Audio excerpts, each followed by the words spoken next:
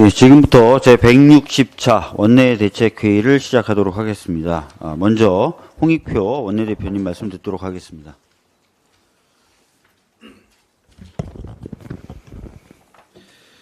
네, 오늘 눈이 좀 많이 내립니다. 대설주의보가 내렸다고 하니까 눈길에 국민 여러분들이 그 안전사고에 유의해 주시기 바라고요.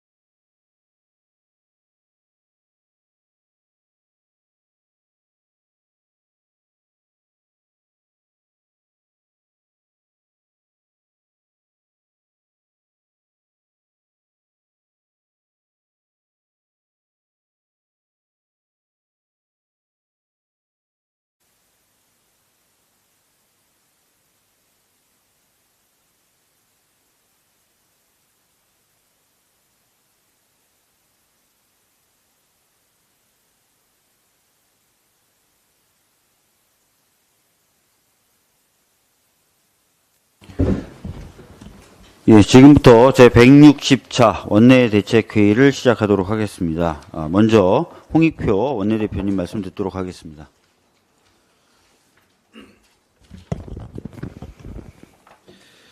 네, 오늘 눈이 좀 많이 내립니다. 대설주의보가 내렸다고 하니까 눈길에 국민 여러분들이 그 안전사고에 유의해 주시기 바라고요. 각 중앙정부는 물론이고 지방자치단체에서 이런 그 제설 작업에 만전을 기해 주시기 바랍니다. 오늘 본회의에서 민주당의 당론 법안인 개식용 종식법과 우주항공청 설치법을 비롯 국가자원안보특별법, 여성과학기술인 육성법, 대중교통이용 촉진법 등 100여 건의 법안이 처리가 됩니다. 민생과 관련돼서 중요한 법안들이기 때문에 오늘 잘 처리될 것으로 생각됩니다. 이태원 참사 특별법이 오늘 처리가 하기로 이미 약속을 한 바 있습니다. 의장 중재안을 토대로 여야 합의 처리를 위해 여러 가지 노력을 했습니다만 아직까지 합의가 되지 않았습니다. 본회의 직전까지 최선을 다할 것이나 상황이 여의치 않습니다. 윤재욱 원내대표도 많은 노력을 해주셨습니다만 대통령실과 관련 부처가 진상규명을 위한 특별조사위원회 설치를 반대하고 이를 무력화하기 위한 계속적인 수정제의한 것에 대해서 매우 유감스럽습니다. 민주당은 의장 중재안에서 여러 차례 양보와 협상을 했음에도 불구하고 법의 취지와 목적을 훼손하는 무리한 요구를 계속됨으로 인해서 합의가 이루어지지 못했습니다. 국민과의 약속을 지키기 위해 오늘 특별법을 반드시 통과시키겠습니다. 오늘 쌍특검법의 재의결은 처리하지 않습니다. 국회가 사적으로 남용한 권한을 돕는 거수기가 아닙니다. 그리고 쌍특검은 국민 대다수가 요구하고 있어 대의기관인 국회가 국민의 뜻을 지켜야 하고 상권 분립과 민주주의 무력화 시도를 국회가 막아야 합니다. 민주당은 권한쟁의 심판 청구, 이해충돌 방지법 위반 여부 등을 면밀하게 검토 중이며 검토가 끝나면 필요한 조치를 할 예정입니다. 대통령이 국민의 강력한 저항과 심판에 직면하기 전에 잘못을 바로잡을 수 있는 기회를 드리겠습니다. 거부권 행사에 대한 대국민 사과 그리고 철회한 이후에 지체 없이 공표해 주기 바랍니다. 과거에 이러한 사례도 있었습니다. 이승만 대통령과 박정희 대통령 시절에 거부권을 행사한 이후에 철회하고 공표한 바가 있습니다. 잘못은 누구나 할 수 있습니다. 그러나 잘못을 바로잡는 것이 진정한 용기이고 좋은 정치입니다. 국민과 함께 당분간 시간을 드리겠으니 독선과 오만으로 마지막 기회를 놓친다면 모든 책임은 대통령에게 있을 겁니다. 어제 행안위 현안 질의가 있었습니다. 우리 이재명 당대표의 정치 테러와 관련돼서 몇 가지 문제점이 드러났는데요. 경찰은 범인이 작성한 변명문에 비공개 조치를 유지하고 있으나 언론에는 일부 내용이 보도되는 등 선별적으로 유출하고 있다는 의혹이 해소되지 않고 있습니다. 또한 윤희근 경찰청장은 이재명 대표 상태를 열상으로 표현해 가짜뉴스의 진원지가 된 내용을 소방청을 통해 확인했고 이를 전파한 기관은 국무총리실 산하 대테러 종합 상황실이라고 답변했습니다. 결국은 의료진에 확인되지 않은 내용을 전파한 것이 정부기관이라는 것입니다. 또한 어제 범행을 방조자로 지목한 조력자가 체포되기도 했습니다. 경찰은 진실 은폐 비판과 정치적 시비가 제기될 수 있는 단 한 점의 의혹도 남겨서는 안 됩니다. 철저하게 수사하고 가짜뉴스와 허위 비방에 강력히 대처해야 합니다. 오늘 당대표 정치테러 대책위가 국가수사본부를 방문하고 당 차원에서도 철저한 수사와 허위사실 유포 근절을 위해 노력해 나갈 것입니다. 2023년 정부가 한국은행으로부터 빌린 일시대출금이 117조 원입니다. 이자만 1,506억 원으로 역대 최고 기록입니다. 정부가 세수축의 실패와 주먹구구식 재정 운영으로 인한 자금 부족을 메우기 위해 한국은행을 마이너스 통장 취급한 것입니다. 한국은행의 대정부 일시대출 제도는 코로나와 같은 비상한 시기나 일시적인 자금 부족 상황 해소를 위해 마련된 것입니다. 정부가 자신들의 무능과 무책임을 덮는 수단으로 활용하라는 제도가 아닙니다. 한국은행은 지난해 1월 대정부 일시대출금 조건 결정안 의결 시 정부가 일시적인 부족 자금을 차입하기에 앞서 국채 발행을 통해 조달하는 노력을 해야 한다는 부대 조건을 달기도 했습니다. 정부가 재정에 난 구멍을 메꾸는 임시 방편으로 중앙은행 돈을 가져다 쓰는 국가는 대한민국이 유일합니다. 유로존 소속 국가들은 이를 원천 금지하고 있으며 자국 통화를 사용하는 국가들만 다른 통화 간 결제 시 문제를 위해 24시간 내에 갚는 대출만 예외적으로 허용하고 있습니다. 일본은 또한 국회 의결을 대출 가능 요건으로 규정하고 있으며 영국은 글로벌 금융위기, 코로나 팬데믹 시기 별도 의정서를 채택해 한시적으로 제도를 운영한 바 있습니다.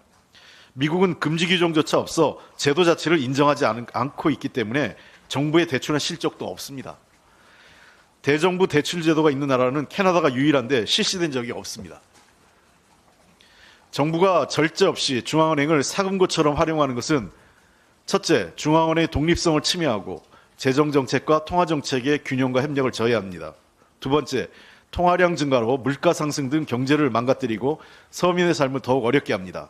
셋째, 정부가 100조 원이 넘는 돈을 일시 차입하는 엉망진창의 재정 운영은 무능과 무계 그 자체입니다. 정부는 장기적인 재정 운영을 위한 재정 비전 2050을 수립, 발표하겠다고 정부 출범 초기부터 공언했습니다. 그러나 두 번씩이나 발표를 연기하면서 2년 동안 깜깜무소식입니다. 총선에만 정신이 팔려 국정 운영에 대한 책임은 내팽개치고 있고 이는 윤석열 정부가 재정 운영 비전은 없고 정말 작은 구멍가게와도 못한 국가 운영을 하고 있는 것을 보여주는 것입니다. 윤석열 정부가 말로만 건전재정 외치면서 나라 살림 파탄내고 정책 실패를 중앙은행의 대출로 돌려막기 하는 행태는 이제 그만둬야 됩니다. 정부의 재정 여력을 바닥내고 있는 정책 실패를 인정하십시오.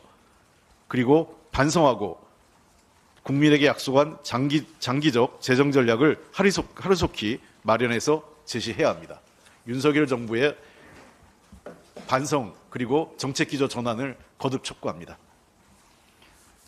예, 다음은 이계호 정책위 의장님 말씀 듣도록 하겠습니다. 네, 요즘 겨울 감기와 독감이 유행하고 있습니다. 지난달 19일 질병관리청에 따르면 12월 둘째 주 외래 환자가 1000명당 독감 의심 환자는 61.3명으로 최근 5년 중에 가장 높은 수치를 기록했습니다. 이런 상황에서 윤석열 정부의 무능이 정말 여지없이 나타나고 있습니다. 참 실력 없는 정부입니다. 문제는 약국에 약이 없다는 사실입니다. 특히 영유아와 어린이들이 먹는 감기약 그리고 해열제가 크게 부족해서 부모님들이 걱정이 이만저만이 아닙니다. 해당 약은 이미 2, 3년 전부터 수급 불균형의 문제가 꾸준히 제기되어 왔습니다. 이에 대해 정부가 해당 약품의 약가 인상 그리고 약국당 균등 공급을 실시를 했다고는 합니다마는 품절 사태는 여전히 반복되고 있습니다. 독감 주사제인 페라미플루도 역시 마찬가지입니다. 어린이나 노약자 등에는 독감 주사제가 당장 필요한 처방인데도 병원에서 구하기가 어려운 상황입니다. 건강보험 심사평가원은 지난달에서야 이 주사제를 수급 불안정 의약품으로 등록을 해서 늦게 유통 관리에 나섰습니다. 결국 보건당국의 무능과 무책임이 국민 건강을 크게 위협하고 있는 그런 상황이 되고 있는 것입니다. 이미 지난해 국감에서 우리 민주당은 건강보험심사평가원이 의약품관리종합정보센터라는 시스템을 보유하고 있음에도 윤석열 정부가 이를 제대로 활용을 하고 있지 않아서 의약품의 수급 불안정 문제가 지속되고 있다고 지적을 한 바가 있습니다. 그러한데도 불구하고 여전히 복지부와 식약처는 해당 문제에 대해 협력은커녕 책임 회피만 할 뿐 적극적인 문제 해결에 나서지 않고 있습니다. 그 사이 우리 국민들은 결국 각자 도생의 벼랑 끝에 매달려서 이 병원 저 병원, 이 약국 저 약국 전전긍긍하며 뺑뺑이만 돌고 있는 안타까운 상황이 계속되고 있습니다. 정부는 치료제를 포함한 모든 의약용품의 비축 현황을 즉각 점검을 하고 더 이상 우리 국민들이 불안해하지 않도록 책임 있는 자세를 촉구를 합니다. 어제 태영그룹이 워크아웃 승인과 관련해서 태영 인더스트리 매각 대금 중에 890억 원을 태영건설에 투입하기로 했습니다. 그러나 아직도 우리 국민들은 태영건설 사태가 부동산 PF 공포의 신호탄이 될 것이라는 마음에 크게 가슴을 졸이고 있습니다. 윤석열 정부의 집권 이후 지속되고 있는 부동산 시장의 불안은 아직도 현재 진행형인 것입니다. 사실 이번 태영건설 사태의 원인은 무리하게 PF 대출 지급 보증 규모를 잡은 기업에게도 당연히 있지만은 윤석열 정부의 잘못된 정책에 기인하고 있다 이렇게 말씀드릴 수 있습니다. 정부는 작년 4월까지만 해도 전 구민권이 함께하는 PF 대주단 협약을 가동을 해서 시장의 자유를 통해 부동산 시장의 연착륙을 이끌겠다고 말을 해왔습니다마는 1년도 안 돼서 옥석을 가리겠다며 방향을 급선회했습니다. 이러한 원칙 없는 대응 그리고 일관성 없는 정책이 시장에 큰 혼란을 일으켰고 결국은 건설사 줄도산 위기라는 공포에까지 이르르고 있는 것입니다. 더욱 심각한 것은 이러한 시장의 공포에도 불구하고 아니라고 한심한 대응으로 계속 일관하고 있는 정부입니다. 일각에서 금융당국이 전국 PF 사업장에 대한 전수조사를 마치고도 사실상 총선을 의식해서 지금까지 부실 발생을 손 놓고 있었던 것은 아니냐 이런 의심을 계속 제기하고 있는 것입니다.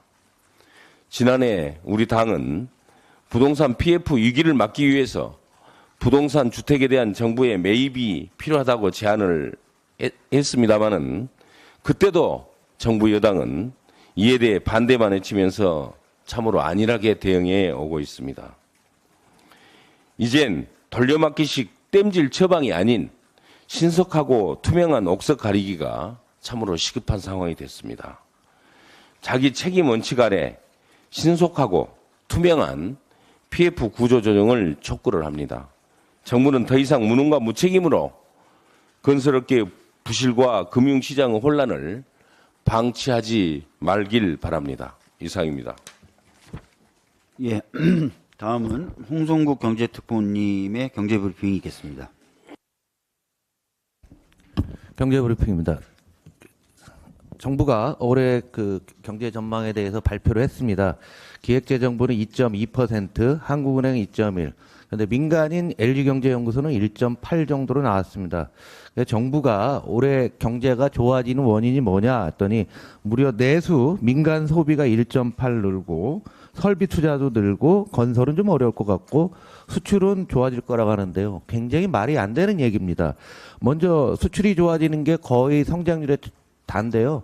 반도체와 자동차를 제외했을 경우는 다른 산업 좋아지는 데가 거의 없습니다. 반도체, 자동차 선박 정도입니다. 그것도 가격이 바뀌어서 그런 거지 뭐 수주 물량이 는다든가 반도체는 측면에서는 그런 측면이 있고요. 가장 중요한 것은 내수에 대한 시각차입니다. 내수에 대해서 정부는 좋아질 거다 작년도 상저하고 하면서 그렇게 희망 고문을 했었는데요. 한번 곰곰이 생각을 해보시면은 어제 하나금융에서 5,000명을 대상으로 한 큰 표본으로 했는데요. 돈 생기면 뭐 하실 겁니까? 라고 했는데요. 중도 상환하겠다는 분이 61%나 됩니다. 가계부채가 굉장히 많은 상태에서 지금 고금리가 유지되니까 빚 갚기 위해서 돈만 생기면 빚을 갚겠다는 사람이 거의 60%를 넘고 있는 게 현재의 상황이고요. 이걸 큰 통계로 놓고 보게 되면은 이자 비용이 윤석열 정부 출범 이후부터 쭉 올라가고 있습니다. 이자 비용이. 그러다 보니까 또 이자 금리가 올라가면 이자 소득이 늘어나야 되는데 소득은 줄고 있습니다. 이 갭이 크게 벌어지고 있습니다. 민간의 소비 여력이 거의 없다는 것이고요. 특별히 가장 어려운 계층인 저신용자들의 가계대출 연체율을 놓고 보시면 무려 22%나 돼요. 고신용자나 중신용자들은 지금 연체율이 거의 없습니다. 연체율 올라가는 것은 어려운 사람이 더 어려워지고 있는데 이 부분에 대해서 나몰라라 하고 있는 게 현재의 정부 정책이고 올해도 2.2로 전망했는데요. 지난해 2.4에서 계속 내려오고 있는 추세입니다. 작년도 그랬습니다. 작년도 2.4에서 마지막에 1.4까지 떨어졌고요. 또 올해도 2.4에서 지금 2점인데 시간이 지나면 더 떨어질 것으로 보고 있습니다. 특히나 우려되는 것은 정부가 올 4월 10일 총선을 대비해서 많은 정책들을 내고 있는데 포퓰리즘이 아니라 표퓰리즘입니다. 모든 정책이 다 총선을 대비한 정책입니다. 왜냐하면 정부가 경제운영 방향에서 나온 거 그대로 그 보도자료인데요. 제가 박스를 냈죠. 상반기, 한시, 상반기, 한시 특례, 상반기, 1사분기, 5월 말까지. 이런 정책을 쓰고 있습니다. 상반기에 재정을 역대에서 가장 많이 쓰겠다고 했습니다. 그럼 하반기는 뭐 하겠다는 거예요? 그럼 지금 또 추경하자고 해야 됩니까? 더군다나 여기 내놓는 정책이 뭐냐면 하나하나 뜯어보면 바로 1년 전에 우리 민주당에서 추경 30조 안을 요청할 때는 바로 그 정책 갖다 카피 떠갖고 이 제목만 바꿔갖고 내놓는 게 현재의 상황입니다. 정말 우리의 미래가 과연 보이는지 답답하고요. 그러다 보니까 오죽 답답했으면 한국은행 총재와 기재부 간의 엇박자가 상당히 보이고 있습니다. 한국은행 총재가 신년사에서 그랬어요. IT 제조업을 제외하면 올해 성장률은 1.7밖에 안 된다는 거예요. 그러니까 IT 산업, 여러분 반도체 산업은 고용 유발이 약습니다. 그리고 재정의 확대, 지금 내놓는 게 전부 다 감세하고 돈 쓰겠다는 거 아닙니까? 재정을 확대하고 부채를 늘려서 의존해서 임기응변식으로 성장을 도모하는 시대는 지났습니다. 이거는 대통령실과 기재부에 대한 한국은행의 경고입니다. 우리 경제가 나아가야 될 방향을 잃어버리는 우를 범해서는 안 됩니다. 이렇게 굉장히 객관적으로 한국은행에 쓰고 있는데요. 우리 경제부총리는 경제 지표가 회복 흐름을 많이 들었죠. 작년 1년 내내 들은 얘기를 또 하고요. 그 다음에 역대 최고 수준의 상반기 재정 집행을 하겠다 합니다. 더 본인 스스로 표퓰리즘이라고 밝히는 건 뭐냐면요. 2025년 이후에는 예산 편성 시 과감한 지출 구조 조정이라는 얘기입니다. 그러니까 올해는 선거가 있으니까 돈을 펑펑 쓰고 내년 되면 다시 허리띠를 졸라매겠다고 신년사에서 얘기하는 건 뭐가 다르겠어요. 저희 더불어민주당은 이런 예측 가능할 수 없는 정부 정책에 동의할 수 없고요. 한국의 먼 미래를 준비하는 정책을 총선 정책으로 준비해서 차근차근 국민 여러분께 알려드리겠습니다. 경제는 민주당이었습니다. 예, 다음은 이병훈 정무특보님의 발언 있겠습니다. 네, 광주시당위원장 이병훈 의원입니다.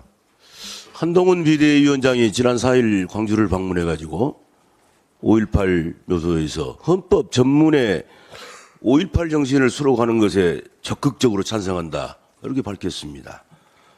윤석열 대통령도 2년 전에 5.18 정신은 자유민주주의 정신이고 우리 헌법 가치를 지킨 정신이므로 당연히 헌법 전문에 올라가야 한다라고 약속을 했습니다.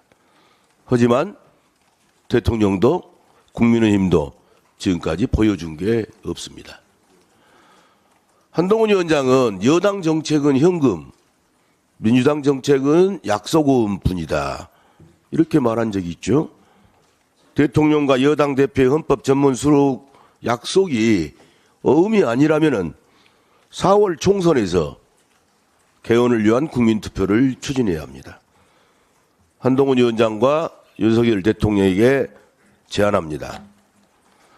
기존 헌법 전문에 있는 4.19 혁명 외에 5.18 민주화 운동, 그리고 부마 민주항쟁, 60항쟁의 민주 이념을 계승하는 헌법 전문 개정을 제안합니다.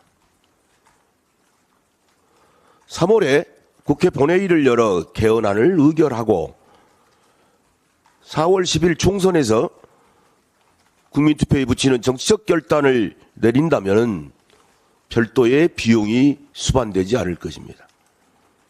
두 분이 하신 말씀이 립서비스가 아니라면은 책임 있는 정치인으로서 진정성을 가지고 있다면은 제안에 응답해 주실 것을 강력히 촉구합니다. 이상입니다.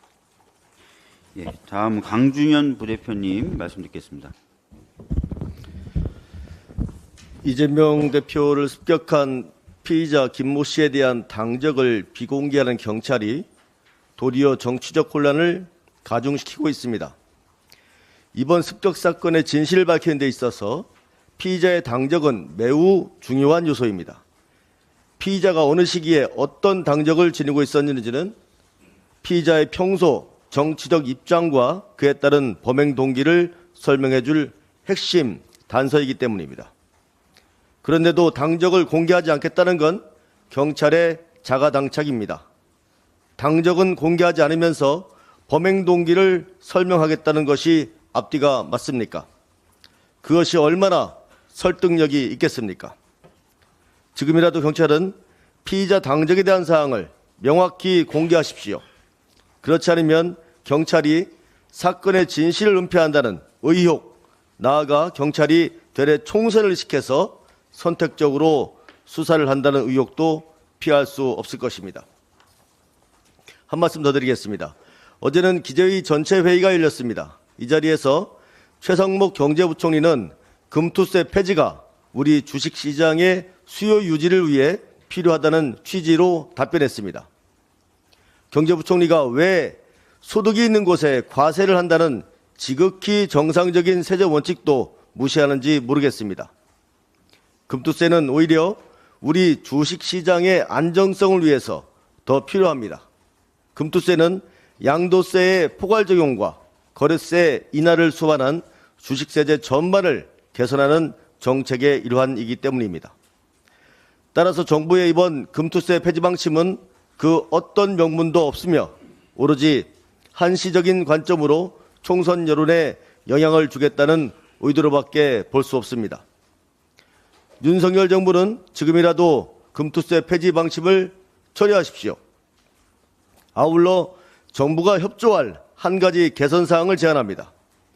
현재 규정으로는 주식 손실에 대한 2월 결손금 공제 기간이 5년으로 되어 있는데 이거는 너무 짧다는 지적입니다.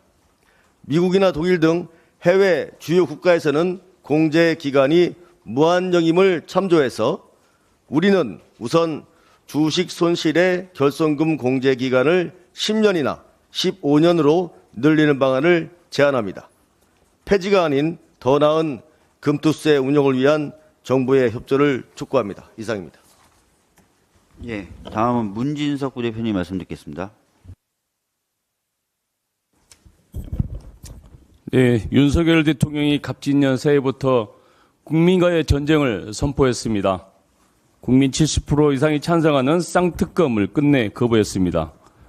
역대 그 어떤 대통령도 자신의 가족이 대상이 된 특검을 거부한 적이 없습니다. 결국 국민을 섬기고 민생을 책임져야 할 정부가 김건희 리스크를 방어하기 위한 김건희 카르텔로 전락했습니다. 대통령은 신년사에서 이권과 이념의 기반을 둔 패거리 카르텔을 반드시 타파하겠다고 밝혔습니다. 묻지 않을 수 없습니다. 현재 대한민국에서 가장 큰 이권을 가진 자들이 누구입니까? 홍범도 장군을 이념 논쟁에 끌어들이고 독도를 분쟁 지역이라고 주장하는 자는 누구입니까? 정치적 중립을 지켜야 할 법무부를 개인 변호인으로 전락시킨 패거리 카르텔은 누구입니까? 갑진년 새해에도 이어지는 그들만의 공정, 유체 이탈의 국정이 언제까지 이어질지 참으로 우려스럽습니다. 오늘은 최수근 해병의 생일입니다. 참배하고 가주십시오. 지난 1월 2일 대전 현충원에서 한 해병 전우의 목소리가 울려 퍼졌습니다. 하지만 이 목소리는 한동훈 비대위원장에게 철저히 외면당했습니다. 이 악물고 모른 척하는 그 모습이 윤석열 정부가 우리 국민을 대하는 태도이자 철학입니다. 취임 첫 해 이태원 거리에서 두 번째 해엔 오송지하차도에서 수많은 동료 시민이 안타깝게 돌아가셨습니다. 하지만 정부 관료 중 책임지겠다는 사람은 아무도 없습니다. 정치적, 도의적 책임을 지라는 국민의 요구에도 대통령은 경로로, 여당은 모르쇠로 일관했습니다. 이제는 국가의 명령에 따랐던 젊은 청년과 수사 외압에 맞섰던 군인조차 외면하는 대한민국이 돼버렸습니다. 그들이 말하는 동료 시민은 대체 누구입니까? 대한민국이 대체 어디까지 떨어져야 합니까? 정부와 여당에 당부합니다. 이 악물고 모른 척하는 것을 당장 중단하십시오. 권력에 맞서는 것은 어렵다. 큰 용기가 필요하다. 대한민국 두 번째 권력자 여당의 비대위원장이 어제 한 말입니다. 그 말이 양지를 찾아 집권 여당에 입당하는 오선 정치인이 아니라 수사 외압에도 당당했던 해병대 박정원 대령에게 한 말이었으면 참 좋았을 것 같습니다. 마지막으로 이태원 특별법에 대해 한 말씀 드리겠습니다. 오늘 이태원 특별법 통과에 정부 여당이 적극 협조해 주시기 바랍니다. 유가족들은 한팔을 무릅쓰고 국회 앞에서 길거리에서 우리 아이들이 왜 죽어야만 했는지 그 진상을 밝혀달라고 말씀하고 계십니다. 대통령과 한 비대위원장은 더는 책임을 회피하지 마십시오. 새해에는 유가족분들에게 남은 가슴속 한을 털어낼 수 있도록 특별법 통과에 함께해 주십시오. 이상입니다. 예, 다음은 김성주 정책위 수석님 말씀 듣도록 하겠습니다. 예, 이재명 대표에 대한 테러는 민주주의에 대한 공격입니다. 하마터면 목숨이 위태로울 뻔했던 이번 사건을 보면서 떠오른 단어는 혐오, 증오, 축소입니다. 끊임없는 야당 혐오가 야당 정치인에 대한 증오를 낳고 사건을 의도적으로 축소시키려는 기도로 이어졌다는 것입니다. 또 경상, 단독범, 민주당으로 몰아간 초기 보도는 나무젓가락에 찔렸다는 허무맹랑한 가짜 뉴스의 진원제가 되었다고 하는 사실을 직시해야 합니다. 한동훈 장관 비난에 대해서는 카톡방을 뒤져서 연행하는 경찰이 왜 이리 이재명 대표 테러 수사는 답답하게 합니까? 수사 결과에 대해서 믿을 수 있겠는가라는 의심이 생길 수밖에 없습니다.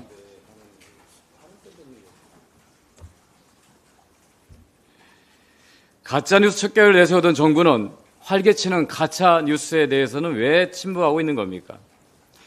외국 언론의 보도는 우려와는 좀 다릅니다. 미국의 뉴욕타임즈는 한국 야당 대표가 흉기에 찔렸다는 제목의 기사를, 영국의 가디언지는 한국 야당 지도자 이재명이 목을 찔렸다는 제목으로, 중국 신화통신은 피의자가 지지자로 위장해 접근했고 경찰이 위험성을 파악하지 못했다고 보도했습니다.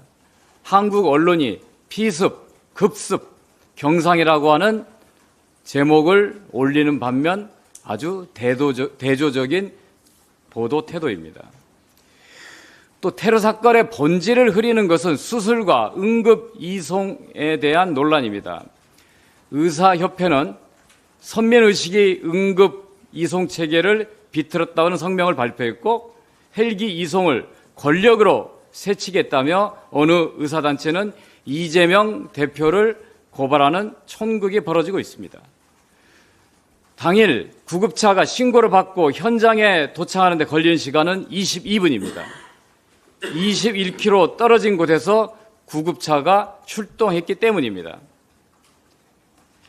소아과 오픈된 사태와 응급의료체계의 문제점에 대해 호소해야 될 의사당체가 정치 선동에 이용되는 일은 부끄러운 일입니다. 의사단체는 정치 과잉에서 벗어나 인도주의 정신으로 돌아가야 할 것입니다. 미국 여론조사 기관에 의하면 서로 정당이 다른 사람들 사이에 갈등이 있는가라고 묻자 심각도는 매우 심각이라고 답한 비율이 90% 달했습니다. 한국이 미국과 함께 1위인 것입니다. 이처럼 갈등이 심한 한국에서 정치적 성향에 따라서 피해자에게 피해가 경미하다고 비난하고 거꾸로 피해자를 고발하는 야만에 침묵하면 어느 순간 우리도 테러의 동조자, 묵인자가 될 수 있다는 것입니다. 그러면 한국은 야만의 사회에 접어드는 것입니다. 정치가 사회갈등을 해소하지 않고 증폭하는 사회는 평화는 깨지고 만인과 만인의 투쟁하는 정글이 됩니다. 그 다음은 끔찍하게 될 것입니다. 이번 테러는 우리 사회의 자성의 계기가 되어야 됩니다. 우리가 테러 위험에 어떻게 대응하는지 단호하게 보여줘야 합니다. 민주당은 범인의 2차 가해를 막아낸 현장의 경찰관에게 감사합니다. 신속하게 헬기 이송해준 소방당국에 감사합니다. 응급조치를 잘해주신 부산대 의료진에게 감사합니다. 어려운 수술을 잘해주신 서울대 의료진에게 감사합니다. 민주당은 민주주의를 지키기 위해서 어떠한 테러와 폭력에도 단호히 반대하며 맞서 싸울 것입니다. 이상입니다. 예, 유동수 수석님 말씀 듣도록 하겠습니다. 예, 작년에 저희들이 세수 부족이 한 59조 1천억 정도 이렇게 되고 있습니다. 그런데 최근에 그 윤석열 정부의 조세 정책을 보면 굉장히 즉흥적이고 단기적이고 선심성 감세 정책이다 이렇게 비판할 수밖에 없습니다. 또 더욱이 굉장히 안 좋은 버릇인데요. 2022년도 세법 개정안이 12월 24일 날 통과됐는데 대통령께서는 바로 윤석열 정부가 1월 2일 날 2023년 1월 2일 날 투자세액 공제와 임시 투자세액 공제율을 상향하자고 얘기를 합니다. 열흘도 안 돼서 국회에서 통과된 법률을 다시 거론하고 있는 것입니다. 이번에도 11월 28일 날 기재위에서 2024년도 세법 개정안을 통과시킨 바 있습니다. 그리고 본회의에서 12월 21일 날 예산부수법안으로 세법 개정안이 본회의 통과가 됐는데 그날 당일날 대주주 비과세 범위를 10억에서 50억으로 시행령 입법으로 통과시켜버립니다. 그리고 1월 2일 날 금투세 폐지를 얘기를 하고요. 또 기업들 투자 촉진하겠다고 작년 한 해만 하기로 한 임시투자세액 공제도 1년 더 하겠다는 법을 또 얘기합니다. 그리고 전통시장 소득공제 상반기에 한해서 소득공제율 40%를 또 80%로 올린다고 조특법 개정안을 또 얘기합니다. 이걸 보면 완전히 국회를 무시하는 겁니다. 국회 본회의 통과되고 열흘도 안 돼서 새로운 세법 개정안을 또 들고 나옵니다. 윤석열 정부가 조세정책, 경제정책에 대해서 얼마나 즉흥적이고 단기적이고 군사작전 하듯이 하는 것이 보입니다. 길게 중장기적이고 체계적인 조세정책을 가지고 가야 됩니다. 특히 금투세법 폐지는 2005년도부터 노무현 정부 또 이명박, 박근혜 정부를 통해서 20년간을 준비한 법입니다. 금투세가 내년도 시행이 굉장히 어려우면 국민적 합의를 통해서 세법을 도달해야 되는데 굉장히 어렵다면 그걸 가지고 계속 연장해 가면서 국민적 총의를 모아가는 것들이 필요합니다. 그런데 대주주를 갑자기 10억에서 50억으로 올려버리고 금투세를 폐지하겠다. 금투세는 아직 시행도 안 된 법입니다. 금투세를 논의하고자 한다면 5월 7월 말에 정부의 세법 개정안을 통해서 그때 담아가지고 오면 됩니다. 근데 1월 초부터 바로 금투세 폐지를 들고 나옵니다. 이거에 대해서 보수 언론조차도 우려를 나타내고 있습니다. 중앙일보의 12월 22일 사설에서 이번 그 10억에서 50억 올린 요 조치에 대해서 소득 있는 곳에 세금을 물린다는 조세 원칙을 도입한 것이다. 역대 정부는 진보, 보수를 가리지 않고 양도세 기준을 낮춰왔다라고 지적하고 있습니다. 세계일보도 건전재정 기조를 강조하는 윤석열 정부의 입장에서 보면 어느 때보다 재정 확충의 필요성이 큰데도 이런 상반된 행보를 보이는 자체가 의아하다. 이렇게 얘기하고 있습니다. 우리 홍성국 의원님께서도 지적하셨지만 여러 가지 경제정책이나 조세정책이 중장기적으로 국가의 미래를 보고 만들어지고 국회에서 토의되고 논의되기를 바라겠습니다. 이렇게 나라 살림이 거들 나든 말든 총선에만 올인하는 근시안적이고 즉흥적인 경제정책을 포기해 주시기를 당부드립니다. 이상입니다. 예, 저도 한 2분만 좀 얘기하겠습니다. 아까 원내대표님 말씀하신 대로 오늘 본회의에서 이태원 특별법 처리됩니다. 이태원 특별법 사실 지난 본회의에서 처리를 저희들이 하려고 했는데 의장님께서 여야 간에 합의를 좀 더 해보라고 말씀하셔가지고 처리가 미뤄졌던 것입니다. 약속대로 오늘 본회의에서 처리하도록 하겠습니다. 국민의힘이 그동안의 입장과는 달리 진상규명을 위한 조사기구 도입 자체에 찬성한 것은 사실입니다. 그렇지만 중요한 건 어떤 조사기구냐겠지요. 중립적이고 독립적인 기구로 구성될 수 있어야 되고 그래서 성역 없는 진상규명이 가능해야 합니다. 바로 이 지점에서 국민의힘과 우리 당 사이에 좁혀지지 않은 의견차가 있었습니다. 조사기구의 독립성도 중립성도 보장하기 어렵다면은 힘들게 법을 통과시킨다 한들 무슨 의미가 있겠습니까? 오늘 아침에 국민의힘 어떤 의원님을 만났는데 합의가 잘 안 되고 있다고 제가 상황을 설명드렸더니 이태원 유가족 핑계 좀 그만 대라 이런 식으로 얘기를 하더라고요. 저희가 이태원 유가족분들 핑계 대는 게 아닙니다. 그분들의 요구가 정당하고 또 그분들 요구대로 돼야만 제대로 된 진상규명이 가능할 것이기 때문에 저희들이 이 노력을 들여서 이 과정을 거치는 것입니다. 오늘 반드시 이태원 특별법 통과시키겠다는 말씀 다시 한번 드리겠고요. 그리고 저희가 지금 국정조사 요구서를 제출한 지 꽤 된 상황입니다. 해병대원 순직 사건, 오송 지하차도 참사, 서울 양평강 고속도로 관련된 국정조사들이죠. 그리고 명단도 이미 원내대표님이 말씀하셔가지고 국회의장님께 전달을 한 상태입니다. 이 사안들은 다 국민적으로 진상규명이 필요하다라는 요구도가 굉장히 높은 사안들입니다. 국회라면 그리고 국민을 대변해서 정치하는 사람들이라면 이런 국민들 요구에 부응하는 것이 당연한 일입니다. 국민의힘과 국회의장님께 다시 한번 간절히 촉구하는 바입니다. 국정조사들이 이루어져서 각 사건들의 진상이 규명될 수 있도록 해주셨으면 좋겠습니다. 오늘 11시 20분에 이와 같은 내용의 기자회견을 갖고 국정조사 촉구서를 국회의장실 쪽에 전달할 예정입니다. 많은 취재 부탁드립니다. 네네. 예, 제가 좀 추가로 얘기하겠습니다. 오늘 의원님들이 많이 말씀하셔서 이재명 대표 정치적 테러 사건 관련돼서 이런 형태의 테러 사건이나 살인 사건에 있어서는 살인 미수 사건이죠. 살인 미수 사건 등에 있어서는 가장 중요한 게 동기와 배우를 밝히는 게 매우 중요합니다. 수사 과정에서. 그렇기 때문에 이번에 피의자의 당적 여부, 그다음에 사회적 경력, 그다음에 개인 관계나 인적 네트워크, 그분의 금융거래나 통화 및 인터넷 검색 기록 등 이런 것들을 다 종합적으로 빨리 수사해서 내용을 밝히는 게 중요합니다.